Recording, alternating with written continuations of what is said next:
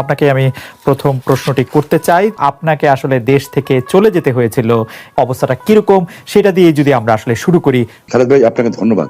It is true যে আমাকে দেশ ছেড়ে যেতে হয়েছে, এবং আমি যে দেশ ছেড়ে গেছি আশা করি যে আমরা বিতর্ক না যেয়ে আমরা সত্য কথাটা বলার চেষ্টা করব। আমাদের অনেক প্রশ্ন আছে, আপনি যদি একটু সংক্ষেপে বলতেন। আমাদের আসলে প্রশ্নের শুরু শেষ নাই, এত প্রশ্ন আপনার কাছে।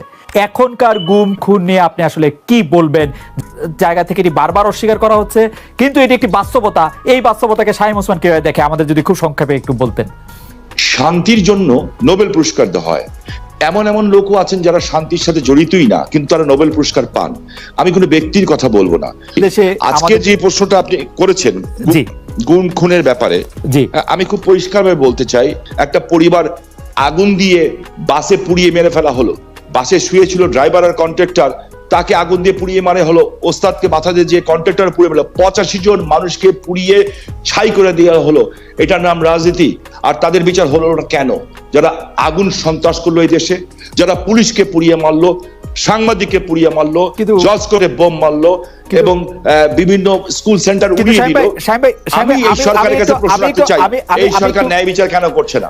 আমি একটু প্রথমত কারা আগুন দিয়েছে সেই বিষয়টি আসলে পুলিশ তার চার্জশিট বা তার যে প্রতিবেদন, সেই প্রতিবেদনে দাখিল করতে পেরেছে কিনা আমি জানি না, কিন্তু অজ্ঞাতনামা যাদের বিরুদ্ধে মামলা দেওয়া হয়েছে বা যাদের বিরুদ্ধে মামলা দেওয়া হয়েছে তারা বেশিরভাগই বিএনপির নেতা বা কর্মী, এবং তাদের মধ্যে থেকে বিএনপির অনেক নেতা কর্মী আছেন যাদের হাতে একটি বোমা নিয়ে তারা বোমা মারছেন, সেটি ভাবনাটাও একটু কষ্টকল্পনা। শামীম ভাই, এর জন্য তার আপনি সরকারকে একজন মানুষকে আমি গুম করে দিব, খুন করে দিব, এই বিষয়টাকে আমি একজন মানুষ হিসাবে, আমি যদি মৃত্যু হয়ে যায় আমার, আমি কোনোদিন এটাকে সাপোর্ট করব না। এবং অতীতে কে কি করেছে সেই জন্য আমাকে একই পথে চলতে হবে, আমি সেটাকেও মনে করি না। আমি আমাদের সজীবদের জয় একটা ফেসবুকে, এই যে আমেরিকা গত 2 দিন আগে একটা স্ট্যাটাস দিয়েছেন, 3-4 দিন আগে, বিএনপি জামাতের সরকারের 100 দিনের সন্ত্রাসী কার্যকলাপে নিহতের সংখ্যা ছিল 100 দিন, মাত্র 100, এবং যা দিয়েছেন উনি সব কয়টা হলো মিডিয়ার থেকে নেওয়া। আমার হাতে কাগজগুলি আছে, এবং এগুলি সব মিডিয়ার থেকে দেওয়া। এবং উনি ওইখানে বলেছেন 100 দিনে নিহতের সংখ্যা ছিল 1200, ধর্ষণের ঘটনা গড়ে প্রতিদিন 4টি, খুনের সংখ্যা গড়ে প্রতিদিন 6 জন। থানার ওসিও নিজের জান বাঁচাতে জিডি করেছিলেন। হ্যাঁ, এখন আমি এই কথা দিয়ে এটা প্রমাণ করতে চাই না যে ওনারা করেছেন দেখে আমাকে করতে হবে, এটা আমি বলতে চাই না। সেই সম্পর্কে আমরা একটু আপনাকে শুনবো। আমরা তার আগে একটু প্রফেসর আসিফ নজরুলকে একটু শুনতে চাই। প্রফেসর আসিফ নজরুল, আপনাকে আমাদের সাথে পেয়ে আপনাকে আমাদের কৃতজ্ঞতা জানাই এবং স্বাগতম। আপনি আমাদেরকে সময় দিয়েছেন, পুরো টিমের পক্ষ থেকে আপনাকে স্বাগত। আপনার কাছ থেকে একটু জানতে চাই যে গুম খুন নিয়ে অনেক ধরনের কথা হচ্ছে, এখন বলা হচ্ছে জাতিসংঘের তালিকা, নানা ধরনের কিছু। আমার প্রশ্ন শুধু বিভিন্ন সময় দেখা গেছে যে আওয়ামী লীগের নেতৃবৃন্দের উপর, এমনকি শেখ হাসিনার উপর অনেক আক্রমণ হয়েছে, যে আক্রমণ আসলে প্রাণঘাতী ঘটেছে। এরকম একটি আক্রমণের কথা আসলে জনাব শামীম ওসমান এরকম বললেন। আপনার কাছে কি মনে হয় যে এই আক্রমণগুলির কারণ কি? আওয়ামী লীগের উপর এত কার আক্রোশ যে 2001 সালের 16 জুন এটার মধ্যে শামীম ওসমানের জনসভার মধ্যে বোমা মারতে হবে, 2004-এর 21 আগস্ট দলীয় অফিসে কিবরিয়া সাহেবের মারতে হবে, আসানুল্লাহ মাস্টারকে মারতে হবে। এটা কার আক্রোশ? আমরা অনেক সময় শুনেছি যে বিএনপি ক্ষমতা থাকলে বিএনপি বলে যে এটি আসলে আওয়ামী লীগরা নিজেরা করে। আপনার মতামত একটু শুনতে চাই মূল গুম খুনে যাওয়ার আগে। আপনি যে সমস্ত ঘটনা বলেছেন এগুলি সবই অত্যন্ত দুঃখজনক, এবং আমরা বিভিন্ন সময় আমাদের বিভিন্ন উপদেষ্টারা এসবের বিপক্ষে কড়া বক্তব্য রেখেছে, সরকারের পক্ষ থেকে বক্তব্য রেখা হয়েছে। তবে খালেদ, আপনাকে আমি একটু বিনয়ের সাথে একটা কথা বলি। যখন আমি আপনার টক শো করতাম, যখন আমি এই সরকারে আসার আগে কথা বলতাম, আমি কিন্তু নিজে বলতাম যে সরকার এত নিপীড়ন চালাচ্ছে, এই সরকার পতনের পর অনেক ভয়াবহ ঘটনা ঘটতে পারে, সরকারকে ওয়ার্ন করার চেষ্টা করতাম। আপনার নিশ্চয়ই মনে আছে যে ফ্যাসিস্ট আওয়ামী লীগ সরকারের যারা মন্ত্রী তারাও বলতো আমরা ক্ষমতায় না থাকলে ঘরে ঘরে ঢুকে আমাদেরকে মেরে ফেলাবে, এরকম কথা বলা হতো না খালেদ? তো আমরা যেই অরাজকতার আশঙ্কা করছিলাম আওয়ামী লীগের 15 বছরের অপশাসনের কারণে, মানুষের প্রতি অকথ্য নিপীড়ন নির্যাতনের কারণে, মানুষের মুখ বন্ধ করে রাখার কারণে, এটার আউটবার্টস হিসাবে আমরা যতটুকু খারাপ অবস্থা আশঙ্কা করেছিলাম, আপনাকে বিনয়ের সাথে বলি ততটা খারাপ অবস্থা হয় নাই। খারাপ অনেক কিছু ঘটেছে, ততটা খারাপ কিছু হয় নাই। তারপরও যেগুলি খারাপ কিছু ঘটেছে সেখানে আমাদের সরকারের কিছু ক্ষেত্রে ব্যর্থতা থাকতে পারে, অবশ্যই আমরা ব্যর্থতা থেকে শেখার চেষ্টা করছি।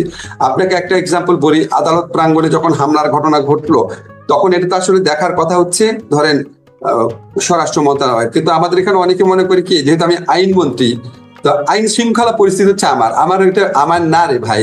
তারপরও আমরা একসাথে কোঅর্ডিনেটেড ওয়েতে কাজ করি, সব ব্যর্থতার ক্ষেত্রে যৌথ দায়িত্বের অংশ হিসাবে আমারও দায়িত্ব আছে, কিন্তু আলাদাভাবে এককভাবে এটা আমার মন্ত্রণালয় দেখার বিষয় না।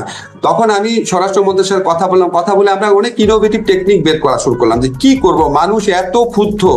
আমি যখন জিজ্ঞেস করলাম স্বরাষ্ট্র মন্ত্রণালয়কে যে মানুষ যেভাবে মারতে আসছে আপনারা ঠেকান না কেন, পুলিশ বলে পুলিশ ঠেকাতে গিয়েছিল, তখন তো পুলিশের মরাল কারেজ ছিল না, যারা মারতে এসছে তারা পুলিশকে অকথ্য গালাগালি করে বলছে তোরা শেখ হাসিনার পুলিশ না, মাইরা তোদেরকে ঝুলায় রাখবো, আমাদের ধাক্কা দিস। মানে পুলিশের তো তখন মরালিটি নাই। কিছুদিন আগে পুলিশের বাহিনীর সদস্যরা হাজার হাজার ছাত্র জনতাকে হত্যা করেছে, সেই পুলিশ কি ওই মরাল কারেজটা থাকে? তখন আমরা বিভিন্ন পদ্ধতি বের করা শুরু করলাম। আমি বললাম আচ্ছা ঠিক আছে, আমাদের যারা বিচারকরা আছে ওনাদেরকে রিকোয়েস্ট করলাম যে আপনারা তো যে কোনো সময় ইচ্ছা করলে শুনানি করতে পারেন, তাহলে সকাল 7টায় শুনানি করেন, মানুষ তো সকাল 7টায় জড়ো হবে না। আপনি দেখবেন আনিসুল হক সাহেব এবং সালমান এফ রহমান ওনাদের পরে শুনানিটা সকাল 7টায় হয়েছিল, কেউ ওনাদেরকে মারে নাই। এরকম আমরা বিভিন্ন রকম ভাবে অ্যাড্রেস করার চেষ্টা করছি, সব আপনাকে বলতে পারবো না। প্রতিনিয়ত সেটা নিয়ে আমরা ভাবি, আমরা উপদেষ্টা পরিষদ সদস্য বসি, সবাই চেষ্টা করে। কিছু জিনিস আমরা করতে পারি না, কারণ আপনি বিপ্লব পরবর্তী সময়ে মানুষের অনেক অন্য ধরনের এক্সপেকটেশন থাকে, এত বছরের রাগের আউটবার্স থাকে। সলিমুল্লাহ ভাই যেটা বলেছে যে বিভিন্ন ধরনের সরকার, ওটা বলতে পারে, আমরা তো একটা পলিটিক্যাল পার্টির গভর্নমেন্ট না। পলিটিক্যাল পার্টির গভর্নমেন্ট হয় কি, তারা অনেকদিন একসাথে কাজ করে, তাদের মধ্যে কোঅর্ডিনেশন থাকে, তাদের একটা দক্ষ কর্মী বাহিনী থাকে। আমরা তো কেউ কারোর সাথে আগে কাজ করি নাই, আমরা সবাই একসাথে নতুন করে আসছি। আমাদের এটি আমার মনে হয় যে এই বক্তব্য পরিষ্কার। জনাব শামীম ওসমান, আমাদের প্রশ্ন ছিল যে আপনার গত 4 বা 5 বছরে এরকম কোনো বিষয়ে আর মনে হয়েছে কিনা বাংলাদেশে এই গুম খুনের বিষয়ে কোনো আর প্রশ্ন তোলা যেতে পারে? জনাব শামীম ওসমান, আপনার নিশ্চয়ই মনে আছে একরামুল বলে চট্টগ্রামের একজন কাউন্সিলর, তার মেয়ে যখন বলছিল বাবা তুমি কান্না করছো যে, এবং তারপরে যখন তাকে গুলি করে হত্যা শব্দ আমরা শুনলাম, সেই সময়ের মধ্যে কিন্তু আমরা অনেকেই বলছিলাম যে এইখানেই এটি শেষ হওয়া উচিত, কিন্তু এটি আসলে শেষ হয় নাই। জনাব শামীম ওসমান, আমি আপনার সাথে 100% একমত। আমি কোন অবস্থাতে একজন মানুষ হিসাবে, পৃথিবীর 800 কোটি মানুষও যদি চায় একজন মৃত মানুষকে জাগিয়ে তুলবে, তা তো জাগিয়ে তুলতে পারবে না, তাই না? তো একজন মানুষকে আমি গুম করে দিব, খুন করে দিব, এই বিষয়টাকে আমি একজন মানুষ হিসাবে, আমি যদি মৃত্যু হয়ে যায় আমার, আমি কোনোদিন এটাকে সাপোর্ট করব না। এবং অতীতে কে কি করেছে সেই জন্য আমাকে একই পথে চলতে হবে, আমি সেটাকেও মনে করি না। আমরা যেটা চোখে দেখব এবং যেটা বুঝবো সত্য, আমরা সেটাকেই বিশ্বাস করব এবং সেটাকে বিশ্বাস করা উচিত।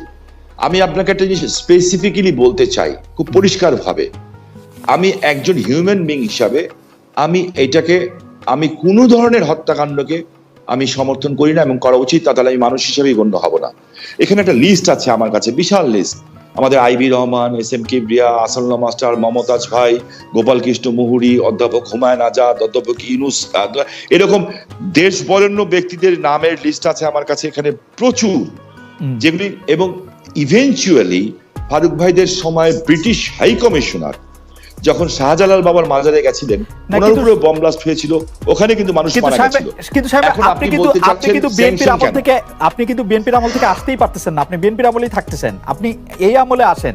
আজকে আপনাদের দুজনের কাছ থেকে আমি আজকে যত পজিটিভ কথা শুনেছি, পজিটিভ কথা শুনে, কিন্তু প্রশ্ন যে আপনার মনে হয় কিনা তত্ত্বাবধায়ক সরকার বেশিরভাগ মানুষ চায়, বা নিরপেক্ষ সরকারের অধীনে নির্বাচন বেশিরভাগ মানুষ চায়, আপনার মনে হয় কিনা?